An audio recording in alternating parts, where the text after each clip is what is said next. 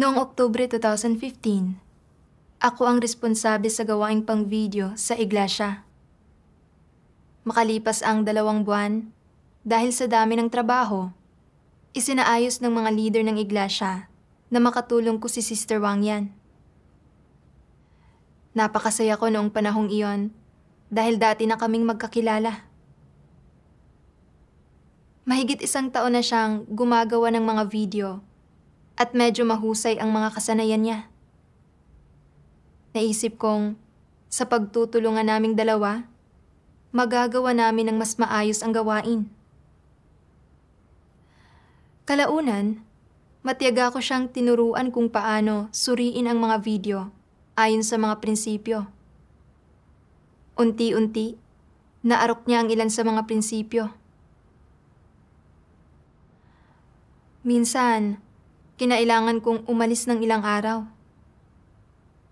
Pagbalik ko, sinabi sa akin ni Wang Yan na sinuri at direkta niyang ipinasa ang ilang video pagkatapos makumpirmang walang anumang isyu sa mga iyon at na pinangasiwaan din niya ang ilang gampaning iniatas ng mga leader. Nang marinig ito, ay medyo hindi ako nasiyahan. Naisip ko, dati, palaging tinatalakay at pinangangasiwaan ng mga leader ang mga issue kasama ko. Ilang araw lang akong nawala, pero sinimulan na nilang iatas sa iyo ang lahat ng gampaning ito. Pakiramdam ko ay hindi ako pinahalagahan ng mga leader at talagang sumama ang loob ko, kaya atubili akong sumagot sa kanya. Nang makita kong lumalapit ang mga kapatid kay Wang Yan para sa pangangasiwa sa maraming bagay, bigla kong naramdaman na napabayaan ako. Nang makita ko siyang abala sa pagsagot ng mga tanong habang puno ng sigla, lalo pa akong nabalisa. Naisip ko, paanong napunta na sa iyo ngayon ang mga bagay na dapat ay sa akin?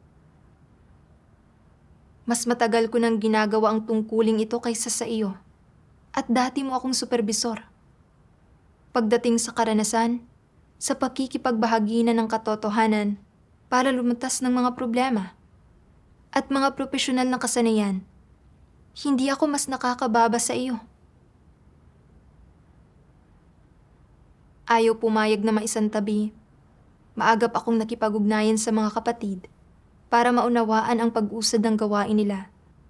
Sinasabi sa kanilang nakabalik na ako at pwede na nilang talakayin sa akin ang mga bagay na gaya ng dati. Para mapatatag ang posisyon ko, ayaw kong masyadong masangkot si Wang Yan sa gawain at mag-isa kong pinangasiwaan ang ilang gampanin nang hindi nakikipag-usap sa kanya na gaya ng dati. At sasabihan ko na lang siya pagkatapos. Ilang beses, kapag tinatanong niya ako tungkol sa ilan sa mga detalyeng may kaugnayan sa gawain, pinabaliwala ko siya, sinasabing masyado akong abala. Nang makita kong malinaw na may gusto siyang sabihin, medyo nakonsensya ako. Iniisip kong masyado na ba akong sumusobra? Dahil magkasama kaming nagtutulungan sa gawain, kailangan naming siyasatin at talakayin sa isa't isa ang mga bagay-bagay. Pero, nang maisip ko kung paanong sa pagpapahintulot sa kanyang makibahagi at maintindihan ang gawain, magiging siya ang taong lalapitan, mawawalan ako ng pagkakataong gumawa ng pangalan para sa sarili ko. Sa huli, hindi ko siya hinayaang makibahagi sa gawain. Isang araw, pinadalhan kami ng mga leader ng isang video ng himno para suriin namin kung may mga issue iyon. Pagkatapos iyong panoorin, wala akong nakitang anumang problema. Pero sa gulat ko, maraming detalyadong pagbabago ang iminungkahi ni Wang Yan at sumang-ayon ang mga leader sa mga pananaw niya. Talagang sumama ang loob ko dahil dito. At naisip ko,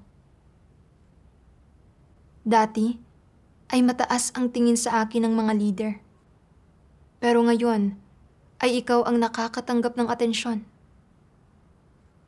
Mas matagal ko nang ginagawa ang tungkuling ito kaysa sa iyo. At dati kong pinangangasiwaan ang gawain mo. Pero ngayong mukhang mas mababa na ako sa iyo. Ano na ang iisipin sa akin ng iba?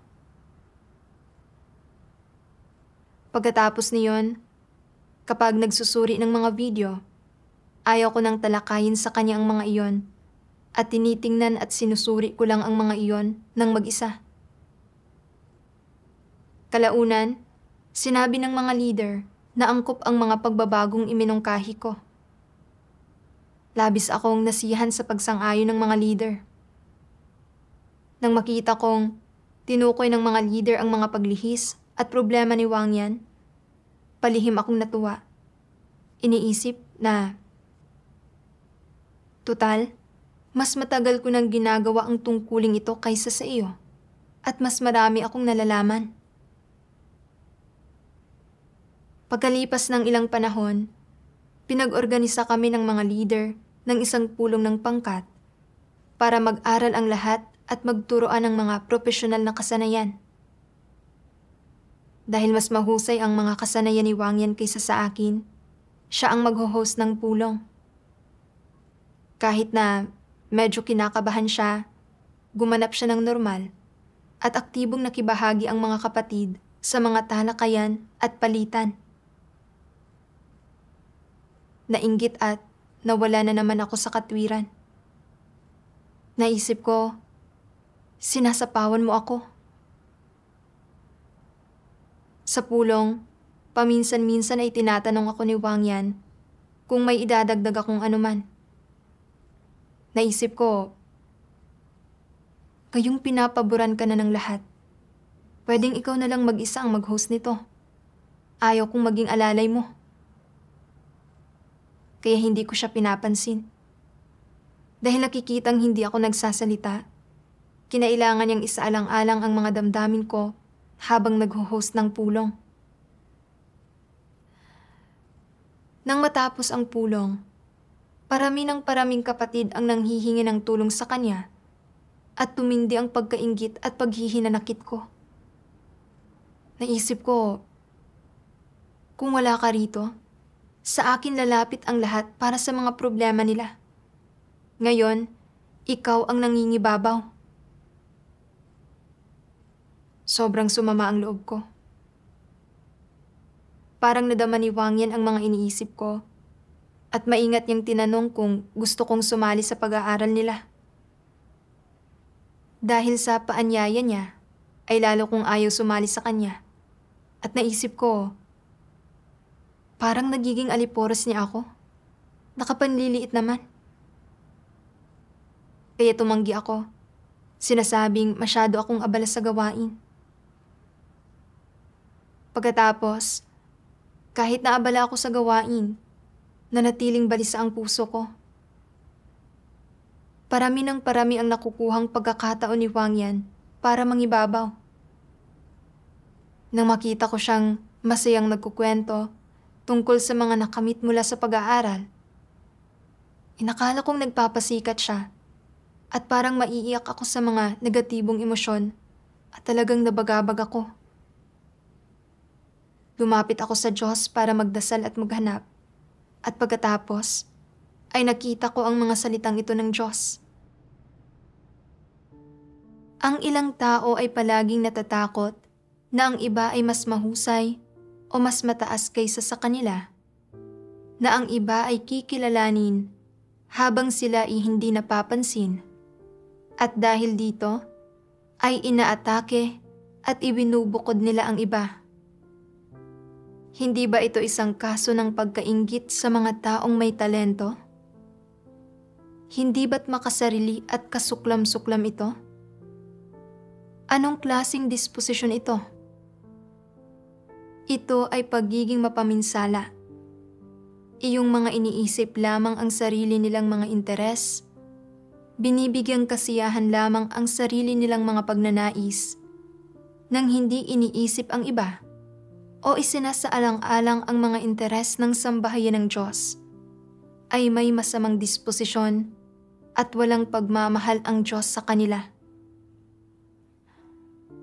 Pagdating sa anumang may kinalaman sa reputasyon, katayuan, o pagkakataong mamukod-tangi, halimbawa, kapag naririnig ninyo na ang sambahayan ng Diyos ay nagpaplanong maglinang ng sari-saring uri ng mga taong may talento, lumulukso sa pag-asam ang puso ng bawat isa sa inyo. Gusto palagi ng bawat isa sa inyo na maging tanyag at makakuha ng pansin. Lahat kayo ay nais na makipaglaban para sa katayuan at reputasyon. Ikinahihiya ninyo ito, pero hindi magiging maganda ang pakiramdam ninyo kung hindi ninyo ito gagawin.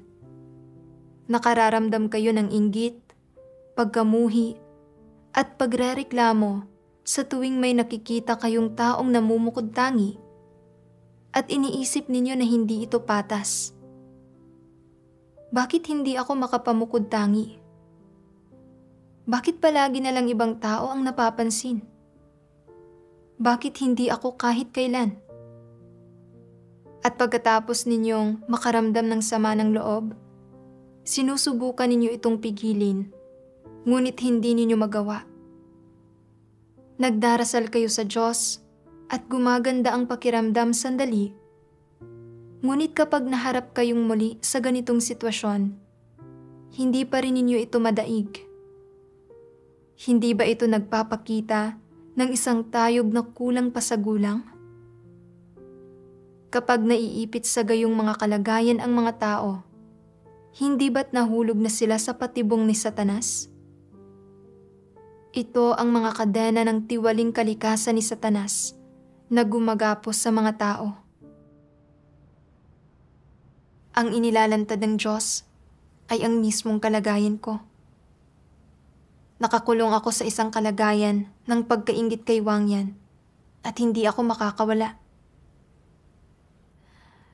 Noong una, nagagawa kong normal na makipagtulungan sa kanya dahil lumalapit sa akin ang mga leader at mga kapatid para sa mga usapin ng gawain.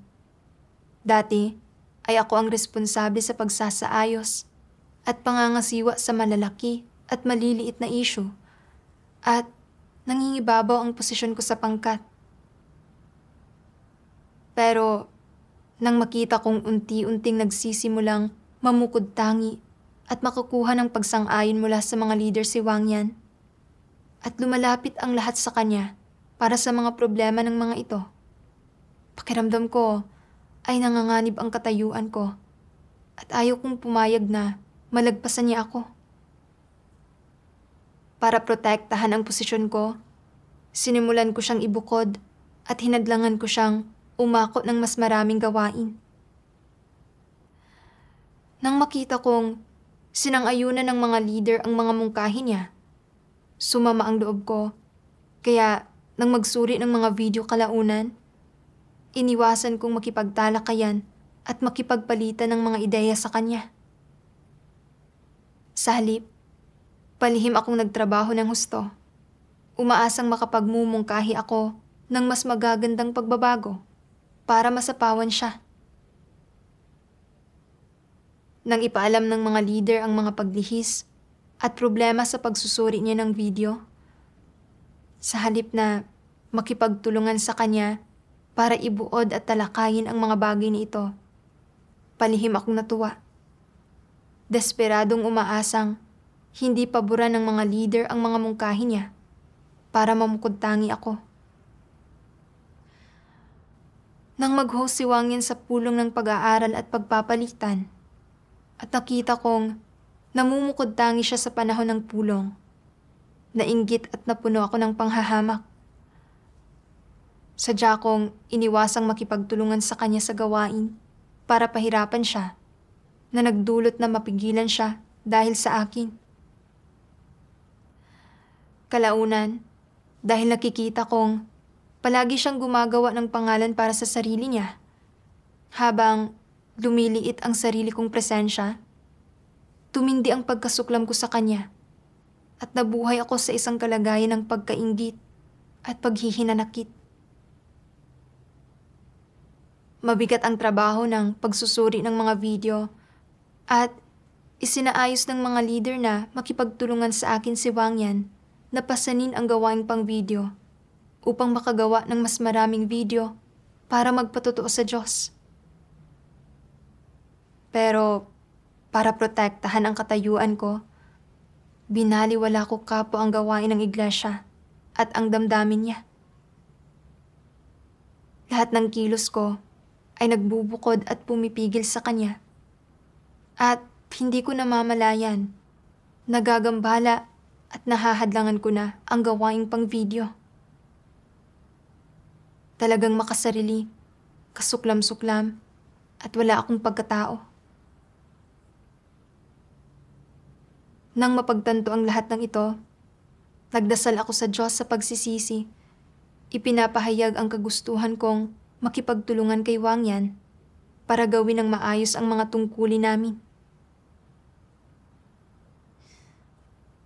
Pagkalipas ng ilang panahon, nang makita ko ang malaking pag-unlad ng mga profesional na kasanayan niya, muli ko na namang natagpuan ang sarili ko na di mapigilang nakikipagkompetensya sa kanya.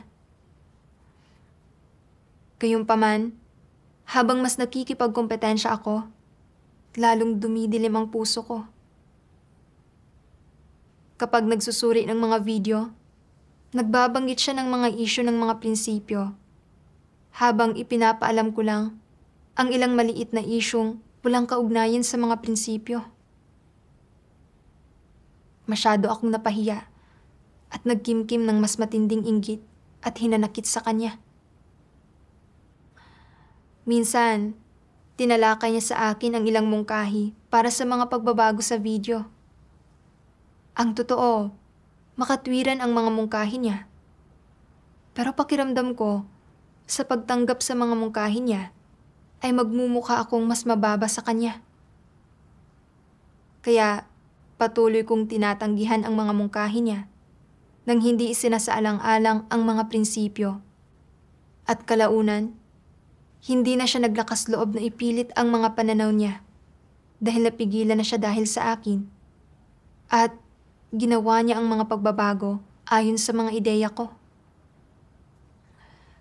Ang resulta, natuklasan ng mga leader na mas palpak ang binagong video kaysa sa orihinal. Tinanong nila kung bakit binago ang video para maging ganito. Inamin ko lang sa hindi halatang paraan na humantong ito sa ganito dahil sa pagmamataas at pagtanggi kong tumanggap ng mga mungkahi. Sa paglipas ng panahon, lalong naging bihasa si Wang Yan sa paglalapat ng mga prinsipyo sa pagsusuri ng mga video. Habang hindi ko matukoy ang mga problema, kahit pagkatapos panoorin ng ilang beses ang isang video. Nakadama ako ng matinding kadiliman at panlulumo. Pero ang lalo kong ikinagulat, pagkalipas ng ilang panahon, bigla akong nagkasakit at hindi ko na magawa ang tungkulin ko. At isinaayos ng mga leader na umuwi ako para magpagaling. Sa araw ng pag-alis ko, lumingon ako kay Wang Yan na abala sa computer at labag sa loob kong iniwan ang pangkat. Pakiramdam ko ay para akong asong bahag ang buntot. Nagkimkim pa nga ako ng masasamang saloobin. Huwag mong isipin kung sino ka na. Isang araw ay matutulad ka rin sa akin. Pagkabalik sa bahay, mag-isa lang ako at nakadama ako sa puso ko ng kahungkagan at kawalan ng direksyon. Naisip ko kung paanong nagtatrabaho ng husto ang lahat ng kapatid para gawin ang mga tungkulin nila, habang hindi ako makagawa ng anumang tungkulin. Talagang ikinasama ng loob ko ang pagkakaibang ito sa pagitan namin. Nakadama ako ng matinding panghihinayang at kirot sa pagkawala ng ganoon kahalagang tungkulin at hindi mabilang kung ilang beses akong nagdasal at humiyaw sa Diyos. Kalaunan, napagtanto kong hindi nagkataon lang ang karamdaman ko at naging malinaw sa akin na pagtutuwid at pagdidisiplina ito ng Diyos sa akin. Naisip ko ang mga salitang ito ng Diyos. Lahat ng gawain na ginagawa ng Diyos sa tao ay may sariling mga layunin at kabuluhan. Ang Diyos ay hindi gumagawa ng walang kabuluhang gawain. Hindi rin siya gumagawa ng gawain na walang pakinabang sa tao. Pinagninilayan ang mga salita ng Diyos. Naisip ko kung paanong ang lahat ng bagay na ginagawa ng Diyos ay makabuluhan at na ang sitwasyong hinaharap ko ay bahagi rin ng mga pamamatnugot at pagsasaayos ng Diyos at nagtataglay ng layunin ng Diyos.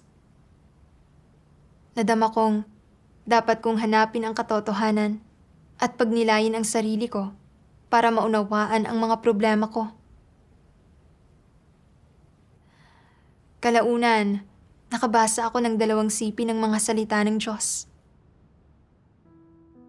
Sa inyong paghahangad, napakarami ninyong individual na mga kuro-kuro, pag-asam at kinabukasan. Ang kasalukuyang gawain ay para pungusan ang inyong pagnanais na magkaroon ng katayuan at ang inyong maluluhong pagnanais. Ang mga pag-asam, katayuan, at mga kuro-kuro ay pawang mga klasikong representasyon ng satanikong disposisyon. Habang mas naghahanap ka sa ganitong paraan, mas kakaunti ang aanihin mo. Kapag mas matindi ang pagnanais ng isang tao sa katayuan, kailangan ay mas mahigpit siyang pungusan at mas nararapat siyang sumailalim sa matinding pagpipino. Ang gayong klaseng mga tao ay walang kwenta. Kailangan silang pungusan at hatulan ng sapat upang lubusan nilang bitiwan ang mga bagay na ito. Kung magpapatuloy kayo sa ganitong paraan hanggang sa huli, wala kayong mapapala. Yaong mga hindi nagsisikap na matamo ang buhay ay hindi maaaring mabago. At yaong mga hindi nauuhaw sa katotohanan ay hindi matatamo ang katotohanan. Hindi ka nagtutuon sa paghahangad na matamo ang personal na pagbabago at pagpasok, kundi sa halip ay sa maluluhong pagnanais at mga bagay na pumipigil sa iyong pagmamahal sa Diyos at humahad lang sa iyo na mapalapit sa Kanya. Mababago ka ba ng mga bagay na yaon? Madadala ka ba ng mga iyon papasok sa kaharian? Mahal at hangad ng tiwaling kalikasan ng tao ang kasikatan, pakinabang at katayuan. Magkakaiba nga lang ang mga paraan ng paghahangad at pagpapahayag dito ng iba't ibang tao. Kung palagi kang nakatuon sa kasikatan, pakinabang at katayuan, kung masyado mong pinahahalagahan ang mga bagay na ito, kung nilalaman ng puso mo ang mga ito, at kung ayaw mong bitiwan ang mga ito, kokontrolin at gagapusin ka ng mga ito. Magiging alipin ka ng mga ito, at sa huli, lubos kang sisirain ng mga ito. Kailangan mong matutunang bitiwan at isantabi ang mga bagay nito na irekomenda ang iba at tulutan silang mamukod-tangi. Huwag kang magpumilit o magmadaling samantalahin ang mga pagkakataong mamukod-tangi at mapansin. Kailangan mong maisantabi ang mga bagay na ito, ngunit kailangan mo ring hindi maantala ang pagganap ng iyong tungkulin. Maging isa kang taong gumagawa ng hindi napapansin at hindi nagpapasikat sa iba, habang may pagkamatapat mong ginagampanan ang iyong tungkulin. Habang lalo mong binibitiwan ang iyong pagpapahalaga sa sarili at katayuan, at habang lalo mong binibitiwan ang sarili mong mga interes, lalo kang makadarama ng kapayapaan. Lalong magkakaroon ng liwanag sa puso mo at lalong bubuti ang kalagayan mo. Kapag lalo kang nagpupumilit at nakikipagkompetensya, lalong didilim ang kalagayan mo. Kung hindi ka naniniwala sa akin, subukan mo nang makita mo. Kung gusto mong mabago ang ganitong klase ng tiwaling kalagayan at hindi ka makontrol ng mga bagay na ito, kailangan mong hanapin ang katotohanan at malinaw na maunawaan ang diwa ng mga bagay na ito. At pagkatapos, ay isantabi ang mga ito at isuko ang mga ito. Kung hindi, habang mas nagpupumilit ka, lalong magdidilim ang puso mo at lalo kang makadarama ng inggit at pagkamuhi. At lalo lang titindi ang hangarin mong makamit ang mga bagay na ito. Habang lalong tumitindi ang hangarin mong makamit ang mga ito, lalo mo itong hindi magagawang mata mo.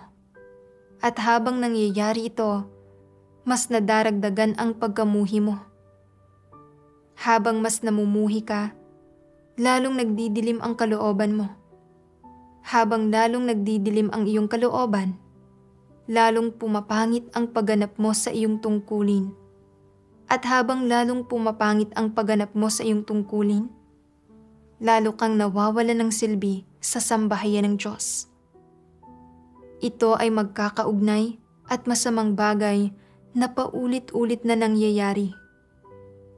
Kung hindi mo magagampanan ng maayos ang iyong tungkulin kailanman, unti-unti kang ititiwalag. Sa pamamagitan ng paglalantad ng mga salita ng Diyos, nakita kong pagkatapos magawang tiwali ni Satanas, minahal nating lahat ang reputasyon at katayuan. Habang mas hinahangad natin ang reputasyon at katayuan, lalo tayong naigagapos at nakokontrol ng mga iyon. Hindi tayo makawala at sa huli, itataboy at ititiwalag lang tayo ng Diyos dahil sa paggawa ng maraming kasamaan. Habang pinagninilayan ang panahon ng pagtatrabaho kasama si Wang Yan, nang manganib ang katayuan ko, nainggit ako sa kanya at ibinukod ko siya. Habang mas ayaw ko itong tanggapin, habang mas nakikipagkompetensya ako, lalong dumidilim at nasasaktan ang puso ko at wala ring landas pasulong sa paggawa ng tungkulin ko. Ngayon, ay naharap ako sa karamdaman at napauwi nang walang pagkakataong magawa ang tungkulin ko. Pagpupungos ito ng Diyos sa akin dahil sa pagnanais ko sa reputasyon at katayuan. Hindi ko mapigilang simulang pagnilayan kung bakit umabot ako sa puntong ito. Inilantad ng mga salita ng Diyos na ang mga pag-asam, katayuan at mga kuro-kuro ay pawang mga klasikong representasyon ng satanikong disposisyon. Tinanggap ko ang mga lasong itinatanim ni Satanas sa mga tao, katulad ng ako ang sarili kong Panginoon, magkaroon ng posisyong nakatataas sa iba, at mamukod tangi bilang mga mithiing hinahangad ko sa buhay. Palagi kong ninanais na magkaroon ng prominenteng posisyon sa mga tao. Naniniwalang ito lang ang magbibigay sa akin ng pakiramdam na kabilang ako at magiging dahilan para maging mahalaga at makabuluhan ang buhay. Pagkatapos maging supervisor, pakiramdam ko ay isa akong pambihirang taong may talento sa iglesia. Lumalapit sa akin ang mga leader at kapatid para talakayin ang mga usapin sa gawain, at ako ang nagsusuri at tumitingin sa mga video na ginawa ng mga kapatid. Masyadong nabigyang lugod ang banidad ko. Pagkatapos makatrabaho si Wang Yan, habang unti-unti siyang namumukod-tangi, nainggit at naging mapanghamak ako. Para protektahan ang katayuan ko, ibinukod, pinabayaan, at inatsapwera ko siya. Pero habang mas nakikipagkompetensya ako, lalong dumidilim ang kaluluwa ko. Nang makita kong lalo siyang nagiging epektibo sa tungkulin niya, lalo pa akong naging mapanghamak. Sa huli, para protektahan ang pride at katayuan ko, ibinuntun ko pa nga sa tungkulin ko ang mga kabiguan ko. Patuloy kong tinatanggihan ang mga mungkahi niya, anuman ang pagkaangkop ng mga iyon, na humahantong sa pag-uulit sa mga video at pagkaantala ng pag-usad.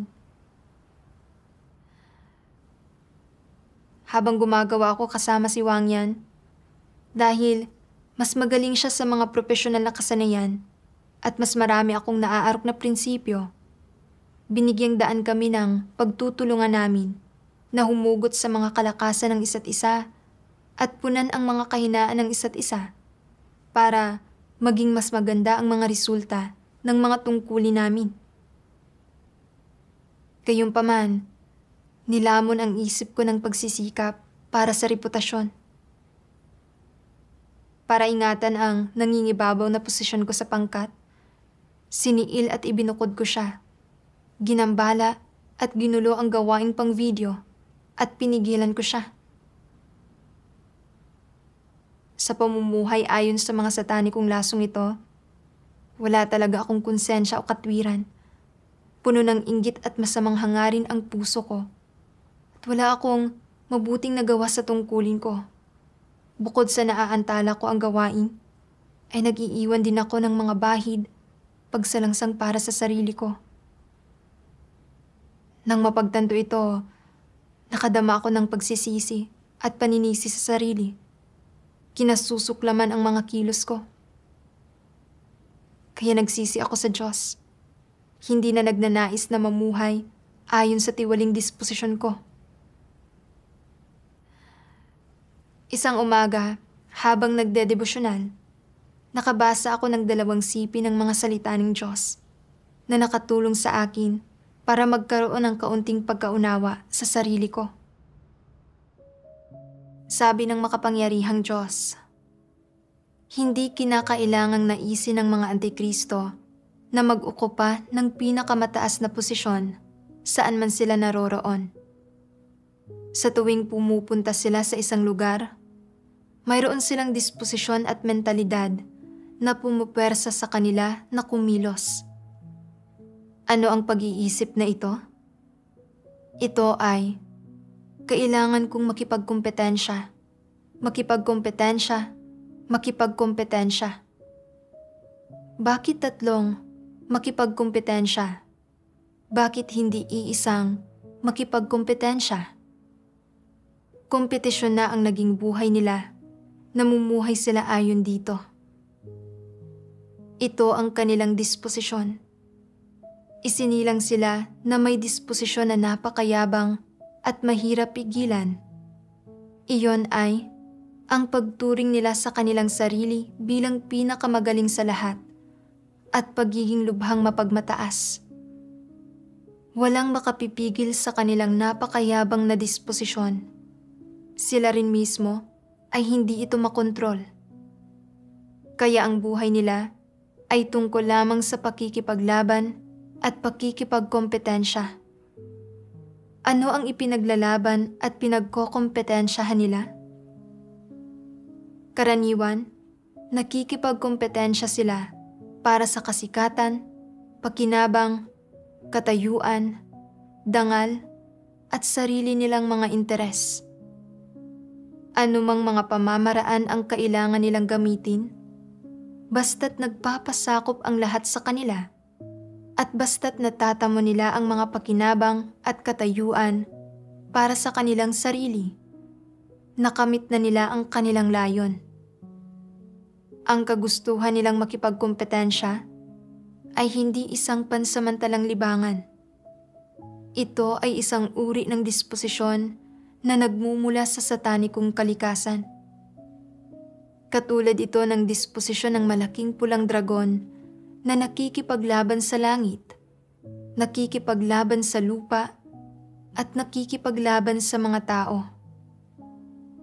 Ngayon, kapag nakikipaglaban at nakikipagkompetensya ang mga antikristo sa iba sa iglesia, ano ang gusto nila? Walang duda, nakikipagkompetensya sila para sa reputasyon at katayuan. Sino mang naghahangad ng kasikatan, pakinabang at katayuan, sa halip na maayos na gampanan ang kanilang tungkulin, ay naglalaro ng apoy at naglalagay ng kanilang buhay sa panganib. Ang mga naglalaro ng apoy at ng kanilang buhay ay maaaring magpahamak sa kanilang sarili anumang sandali. Ngayon, bilang isang leader o manggagawa, naglilingkod ka sa Diyos na hindi isang ordinaryong bagay. Hindi ka gumagawa ng mga bagay para sa kung sinong tao. Lalong hindi ka nagtatrabaho para mabayaran ang mga bayarin at matustusan ang mga pangangailangan mo. Sa halip, ginagampanan mo ang iyong tungkulin sa iglesia. At yamang, sa partikular, ang tungkuling ito ay nagmula sa atas ng Diyos. Ano ang ipinapahiwatig ng paggawa nito?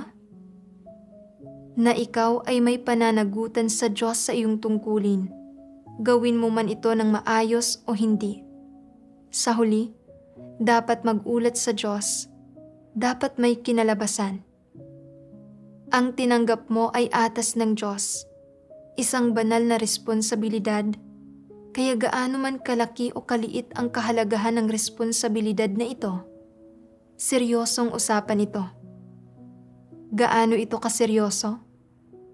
Sa maliit na antas, kinapapalooban ito ng kung makakamit mo ang katotohanan sa buhay na ito, at kinapapalooban ito ng kung paano ka tinitingnan ng Diyos. Sa mas malaking antas, direkta itong nauugnay sa iyong kinabukasan at kapalaran, sa iyong kalalabasan. Kung gagawa ka ng kasamaan at sasalungatin ang Diyos, kokondinahin ka at parurusahan. Ang lahat ng ginagawa mo kapag ginagampanan mo ang iyong tungkulin ay itinatala ng Diyos. At ang Diyos ay may mga sarili niyang prinsipyo at pamantayan kung paano ito mamarkahan at susuriin.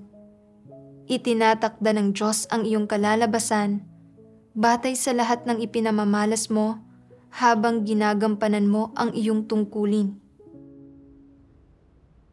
Detalyadong inilalantad ng mga salita ng Diyos ang kalikasan ng tendensiyang makipagkompetensya ng mga antikristo, at malinaw na ibinabahagi ang kalikasan at mga kahihinatnan ng pakikipagkompetensya ng mga antikristo para sa kasikatan at pakinabang. Napuno ako ng takot at pangamba, at hindi ko mapigilang maalala ang mga araw ng paggawa ko kasama si Wang Yan. Alang-alang sa reputasyon at katayuan, pinabayaan ko ang mga tungkulin at responsibilidad ko. Hindi inaalala ang gawain ng iglesia. Palaging nakikipagkompetensya kay Wang Yan. Sa huli, nagkasakit ako at hindi ko na magawa ang mga tungkulin ko. Itinaas ako ng Diyos at binigyan ng pagkakataong mapangasiwaan ang gawaing pang-video. Pero talagang hindi ko ito pinahalagahan. Nauudyo ka ng mga makasariling pagnanais. Nakipagkompetensya pa rin ako sa kabila ng kaalamang maaantala nito ang gawain. Tinahak ko ang landas ng isang antikristo, ginambala at ginulo ang gawaing pang-video at sinalungat ang disposisyon ng Diyos. Naisip ko kung paanong noong umalis ako at nakita kong ginagawa pa rin ni Wang Yan ang tungkulin niya. Habang pakiramdam ko ay isa akong asong bahag ang buntot.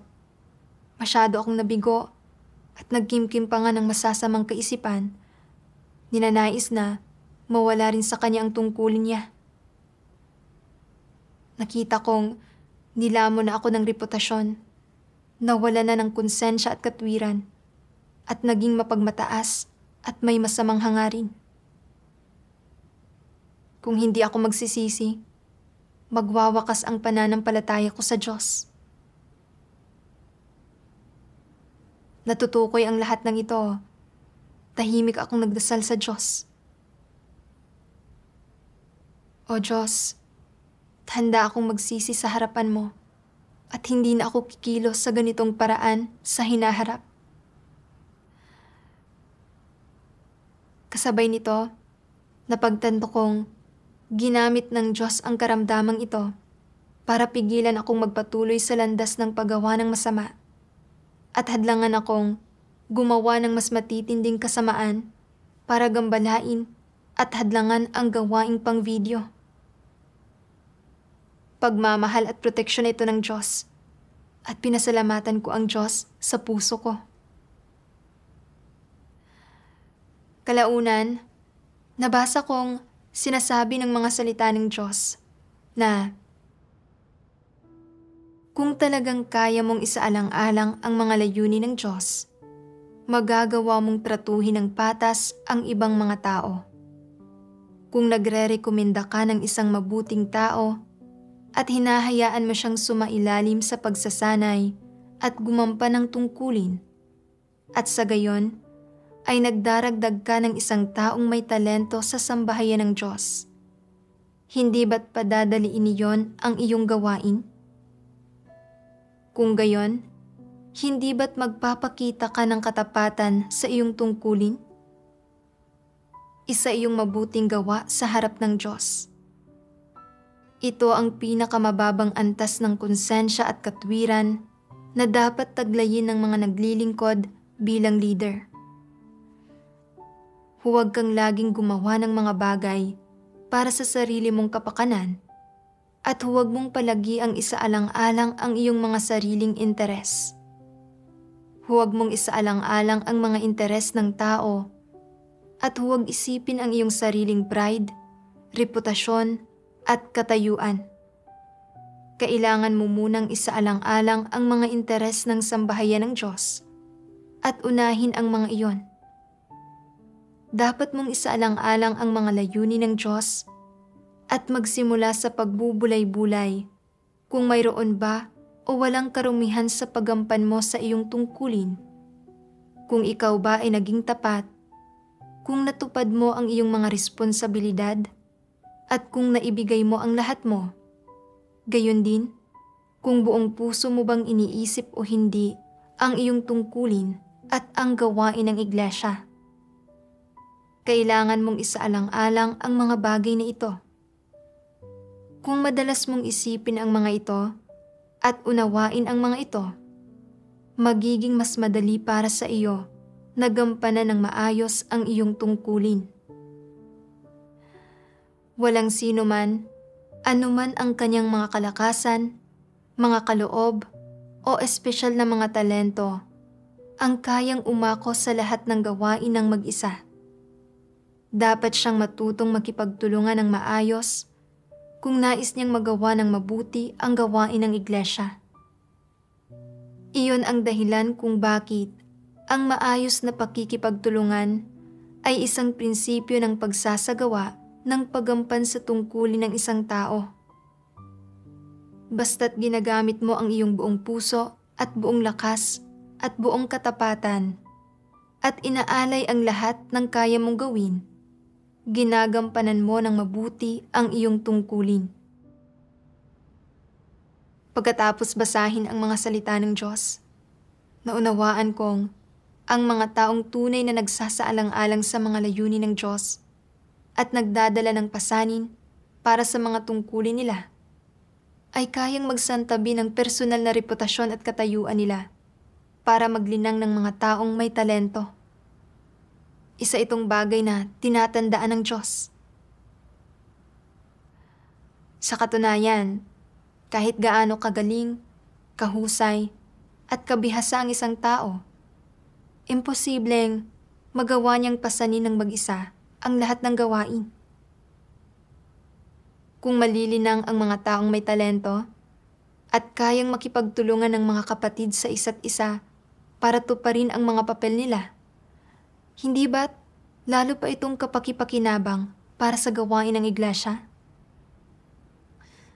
Nakita kong masyadong makitid ang isip ko.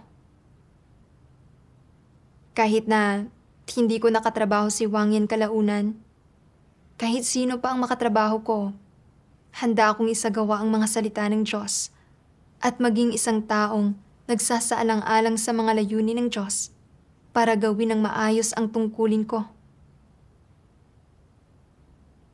Pagkatapos, nahalal ako bilang isang leader ng iglesia at naitalagang makipagtulungan kay Sister Chan Fang. Nang mabalitaan ko ito, naisip ko, hindi ba't nagawa na dati ni Chan Fang ang tungkulin ng paggawa ng mga video? Dati ay supervisor niya ako. Hindi ko inaasahang magiging leader na siya ng iglesia ngayon. Pagkatapos siyang makatrabaho sa loob ng ilang panahon, napansin kong mabilis siyang umusad at humusay sa maraming aspekto. Nag-alala akong baka malapit na niya akong maungusan at na pagkatapos ay maging mas mataas na ang tingin ng mga kapatid sa kanya kaysa sa akin. Kaya nag-atubili akong isaayos na dumalo siya sa mga pagtitipon ng bawat grupo. Sa puntong ito, napagtanto kong mali ang kalagayan ko. Kaya nagdasal ako sa Diyos. Ipinapahayag ang kagustuhan kong bitiwan ang personal kong reputasyon at katayuan at matutuhan kung paano makipagtulungan ng matiwasay sa Kanya. Magtulungan ng may iisang puso at isip upang gampanan ng maayos ang gawain ng iglesia. Pagkatapos, magkasama naming pinuntahan ni Chan Fang ang bawat grupo at nagtulungan sa pag-host ng mga pagtitipon. Nang hindi na ako napipigilan ng reputasyon at katayuan, napanatag at napalagay ang puso ko. Kalaunan, mas pinagnilayan ko ang sarili ko at natuklasan kong may nakalilin lang akong pananaw. Ito ang konsepto ng pagkaklasipika sa mga manggagawa ayon sa karanasan at kasanayan.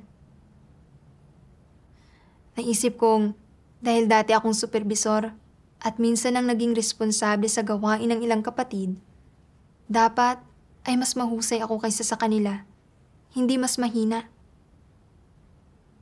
Nabasa kong sinasabi ng mga salita ng Diyos na